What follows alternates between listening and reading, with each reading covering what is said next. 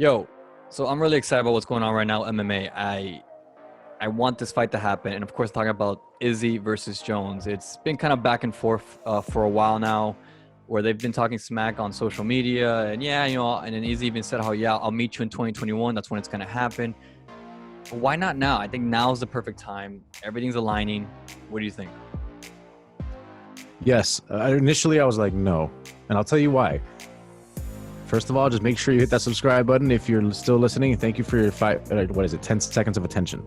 But I will say this. Israel Adesanya right now has done exactly what you and I talked about right before this video. He has cleared out his division to a certain degree. Like the top 5 there, they're pretty much a wave that he's been able to clear. John Jones, needless to say, right? This guy has cleared out the division and he's been doing it for a while. Unfortunate with his whole police history and all that and all that good stuff. But what we do have is certainly one thing. John Jones vacated for whatever reason. And right now is the time before he goes to heavyweight and gets clocked at heavyweight. If he does, which I think he could, like you said, he might even take his first loss within his first 2 fights up there. But if he goes up there, he gets clocked and then wants to fight Adesanya, there's going to be so many excuses all over the internet. Oh, but that's no longer the Jones we knew. He's on his way out. He got to the heavyweight. It's a little tinted. Yeah. But no, have Jones fight Israel Adesanya right now when he just finished defending his title. He's got the record at light heavyweight for most defenses. For sure going to be going down as one of the GOATs, right? So now is the time. The only question, and I'll throw it back to you, is what weight, if catch weight, what does it mean? How do you do it? How do you format it? Yeah, that's a good question. That's exactly what I'm thinking as well. And the topic about Jones going up to heavyweight is important because I feel like once he does that, there's no coming back. Dropping down to 185, if it is at middleweight, I think it's just too much for Jones. I don't think he'll do it. I don't think it's healthy, and I just don't think he'll perform it as well, and he knows that. So that's another reason why it has to be done now. We just found out that the Burns and Usement fight is gone in December. It's a really big card at the end of the year that we always look forward to. And why was that canceled again? I'm sorry? Why was that canceled again? So apparently Usment just said he needed more time. So it's going to be pushed around January, early 2021. So yeah, we need a main event and just do it now before it's too late. I don't see it happening after this. Either Jones is going to move to heavyweight or Izzy's going to lose interest. Or he might even lose and you lose that momentum. All that can still happen. So momentum is very crucial, especially in the money-making business of fighting.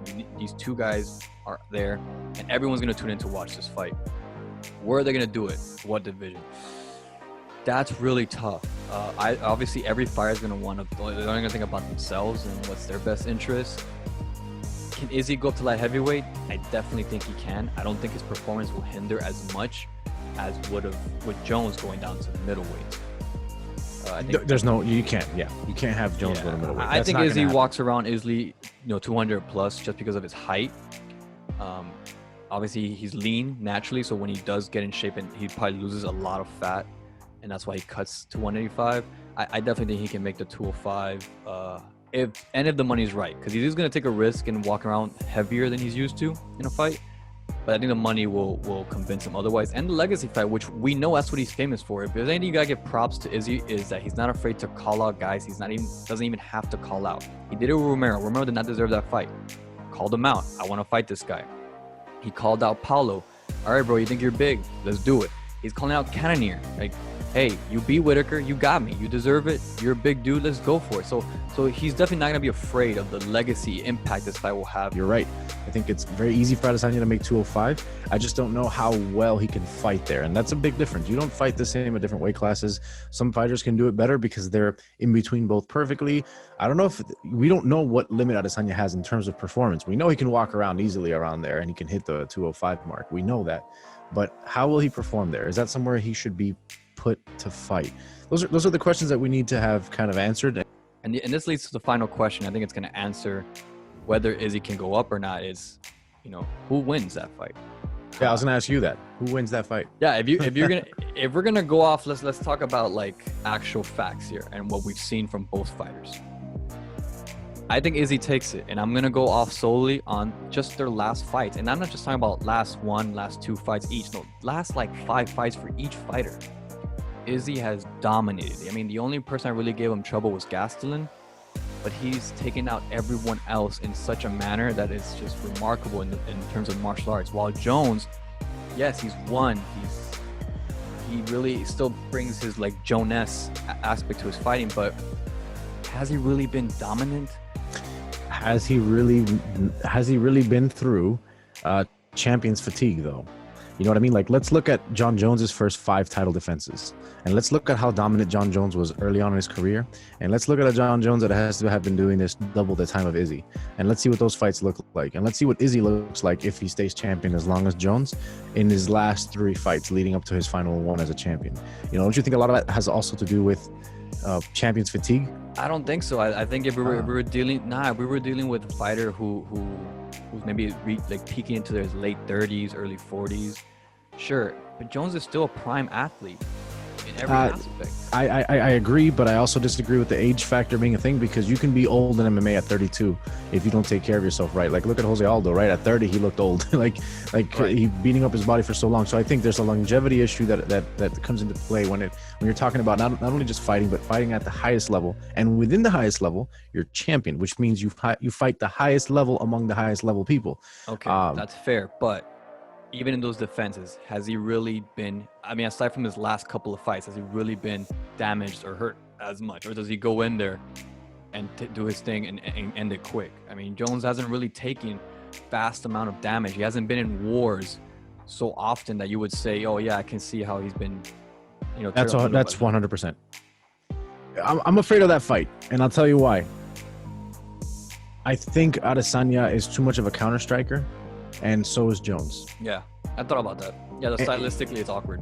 Stylistically, it's going to be very awkward. There are 2 guys that stay on the outside in a leg kick. We might see a leg kick battle for the first 2 rounds. Or wrestling from Jones.